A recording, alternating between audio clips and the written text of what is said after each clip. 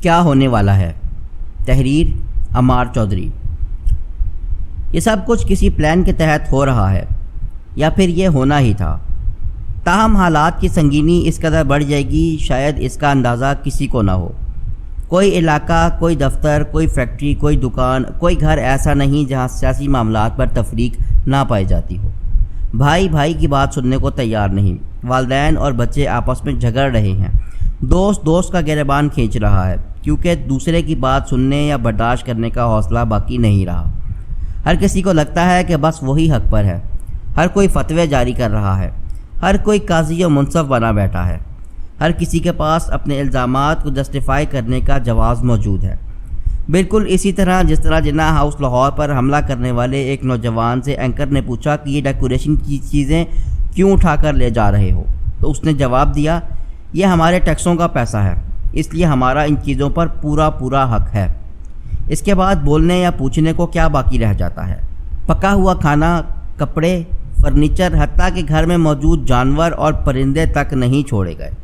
بہت سے مناظر کیمرے کے ذریعے قید ہو کر عوام کے سامنے آ چکے ہیں۔ ایسا لگتا ہے کہ ایک طوفان آیا اور لوگوں کی عقلیں تک بہا کر لے گیا ہے۔ ملک پہلے ہی سست روی سے چل رہا تھا مگر 9 مئی کے واقعات کے بعد تو اس کی سمت ہی بدل گئی ہے۔ ہر آنے والا دن بلکہ ہر آنے والے منٹ کے بارے میں کچھ بھی کہنا مشکل ہے کہ حالات کیا سے کیا ہو جائیں گے۔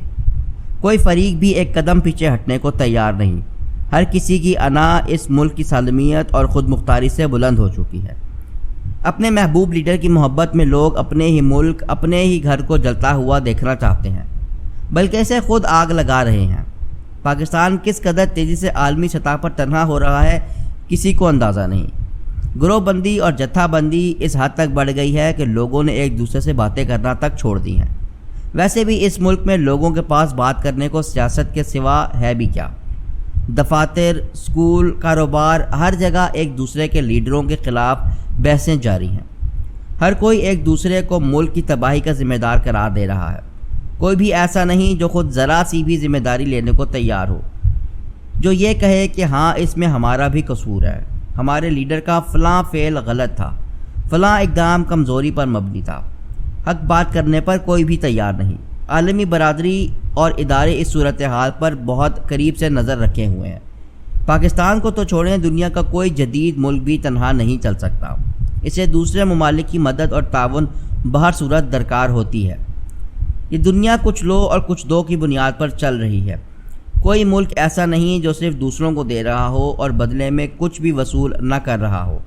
اسی طرح کوئی ملک ایسا نہیں جو صرف مانگ رہا ہو اور بدلے میں اسے کچھ ادائیگی نہ کرنی پڑ رہی ہو۔ دیکھا جائے تو بدقسمتی سے پاکستان کا شمار دوسرے درجے کے ممالک میں ہوتا ہے، جو زیادہ تر بیرونی ممالک سے قرض اور امداد طلب کر آتا ہے۔ لیکن یہ بھی کب تک چلے گا؟ پاکستان کو اپنی بیرونی قرضے بھی ادا کرنے ہیں اور اپنی معیشت بھی چلانی ہے، سرکار کا نظام بھی چلانا ہے اور سرکاری عمال کو ادائیگیاں بھی کرنی ہیں، عوام کے لیے سہولتیں اور آسانیاں بھی پیدا کرنی ہیں۔ یہ سب کوئی بھی حکومت تبھی کر پائے گی جب اس کے اندرونی اور بیرونی معاملات میں توازن آئے گا، مگر یہاں تو آوے کا آوا ہی بگڑ چکا ہے۔ ایسی صورتحال پیدا کر دی گئی ہے کہ عوام ایک دوسرے کے گریبان پکڑ رہے ہیں اور اداروں کی تکریم کرنے کو کوئی بھی تیار نہیں۔ کبھی ہم روتے ہیں کہ عالمی کمپنیاں یہاں سرمایہ کاری کیوں نہیں کرتی، بھارت کی طرح یہاں بھی اپنے دفاتر کیوں قائم نہیں کرتی، نئی فیکٹریاں اور کارخانے کیوں نہیں لگتے، مگر یہاں تو حالات ہی ایسے بنا دیے گئے ہیں کہ باہر سے تو کسی نے سرمایہ کیا لگانا ہے، یہاں کے اپنے لوگ ہی اپنا سرمایہ ملک سے نکال رہے ہیں۔ کیسی عجیب بات ہے کہ پاکستانی لوگ اپنے آزاد وطن کے ہوتے ہوئے بھی بنگلہ دیش اور دیگر ممالک میں اپنا سرمایہ لگا رہے ہیں۔ پاسپورٹ دفاتر جا کر دیکھیں، آپ کو ملک چھوڑنے کی شدید خواہش لیے ہزاروں لوگ لمبی قطاروں میں روز نظر آئیں گے۔ باہر جا کر ان کے ساتھ کیا ہوتا ہے انہیں ذرا سی بھی پرواہ نہیں۔ موجودہ حالات کو دیکھتے ہوئے لوگ مزید بددل ہو رہے ہیں۔ ان میں کئی لوگ ایسے بھی ہیں جو بیرون ملک سے اپنے وطن اس لیے آئے تھے کہ یہاں اپنوں میں رہ سکیں، ساتھ میں اپنے ملک کی معیشت کو بہتر بنانے میں بھی اپنا کردار ادا کر سکیں، لیکن یہاں سرمایہ کاروں کو ناکو چنے چبوا دیے جاتے ہیں۔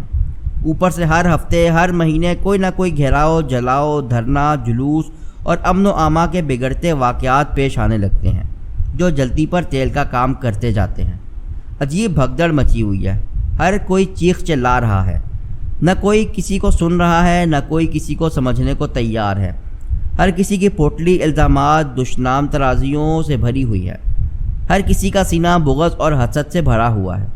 برداشت نام کی چڑیا کب کی اڑ چکی۔ گھروں میں جو بزرگ ہوتے تھے انہوں نے بھی حالات کو دیکھ کر چپ سادھنے میں عافیت سمجھ لی ہے، کیونکہ اس نئی جنگجو قسم کی نسل سے بحث کرنا آسان نہیں۔ ان کے پاس نہ دلائل ہیں، نہ زمینی حقائق کا انہیں ادراک ہے۔ آپ ان سے بحث کریں گے اور کسی جگہ انہیں دلائل سے زیر کرنے کی کوشش کریں گے تو یہ دوسری طرف نکل جائیں گے۔ غرض یہ آخر میں وقت کے ضیاع اور ذہنی دباؤ کے سوا آپ کو کچھ حاصل نہیں ہوگا۔ جس طرح ہم سرکاری اسکولوں کے پڑھے ہوئے بچے کبھی ریاضی یا فزکس کیمسٹری کے مسائل اور سوالات کو رٹا لگا کر یاد کر لیتے تھے، اور مجال ہے کہ اس میں سے کسی کو رتی بھر بھی سمجھ آتی ہو کہ اس مسئلے کا عملی زندگی سے کوئی تعلق ہے بھی یا نہیں، بس رٹا لگا کر 50 یا 60 لائنیں یاد کرنا ہمارا مقصد ہوتا تھا تاکہ پیپرز میں اچھے نمبر آ جائیں۔ اسی طرح آج کی نئی نسل نے بھی 20-25 باتیں رٹا لگا کر یاد کر لی ہیں یا بار بار تقریر کے ذریعے ان کے ذہنوں میں بٹھا دی گئی ہیں۔